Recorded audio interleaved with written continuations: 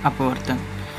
इसमें हम लोग पढ़ेंगे प्रकाश से संबंधित कुछ तथ्य, जैसे उसकी डिफिनेशन हो गई, प्रकाश के कौन कौन से गुण होते हैं, प्रकाश को चलने के लिए किन किन माध्यमों की आवश्यकता होती है या नहीं होती है, उसके बारे में कितने माध्यम होते हैं, ये सब हम लोग जानेंगे। तो आइए स्टार्ट करते हैं प्रकाश की परिभाषा से। तो लिखा गया है कि प्रकाश एक प्रकार की ऊर्जा है जो वस्तुओं को देखने में सहायता करती है, जिससे हमारा दृष्टि ज्ञान जागृत होता है। कैसे आप लोग समझेंगे? जैसे मान लीजिए रात का समय है और लाइट चली जाती है, ठीक है।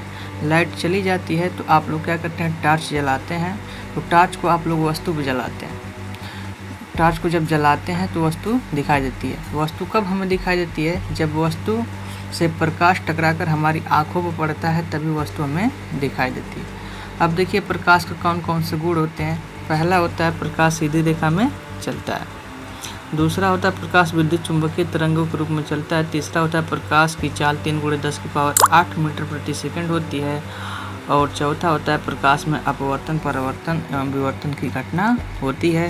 पांचवा इसमें छूट गया है कि प्रकाश को चलने के लिए किसी माध्यम की आवश्यकता नहीं होती है। जैसे हमें एक स्थान से दूसरे स्थान तक जाने के लिए टैक्सी की या किसी वाहन की आवश्यकता होती है, लेकिन प्रकाश को किसी टैक्सी या वाहन की आवश्यकता। जानेंगे हम लोग प्रकाशिक माध्यम कितने प्रकार का होता है। तो प्रकाशिक माध्यम 3 प्रकार का होता है।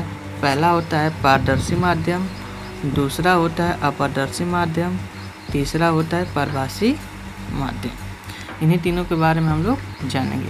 पारदर्शी माध्यम क्या होता है? जिन माध्यमों में प्रकाश आर पार निकल जाता है पारदर्शी माध्यम कहलाता है, जैसे कांच और वायु। अपारदर्शी माध्यम का होता है जिन माध्यम में प्रकाश का कोई भी भाग नहीं निकल पाता है, उन्हें अपारदर्शी माध्यम कहते हैं। जैसे लकड़ी हो गया, लोहा हो गया। अगर लोहे के आर पार कोई मोटी चादर है, अगर लाइट जला कर देखेंगे तो क्या प्रकाश आर पार निकल पाएगा? नहीं निकल पाता है। उसे ही हम लोग क्या बोलेंगे? अपारदर्शी माध्यम। तीसरा होता है पारभासी माध्यम। जिन माध्यमों में प्रकाश का आंशिक भाग ही निकल पाता है, उन्हें पारभासी माध्यम कहते हैं।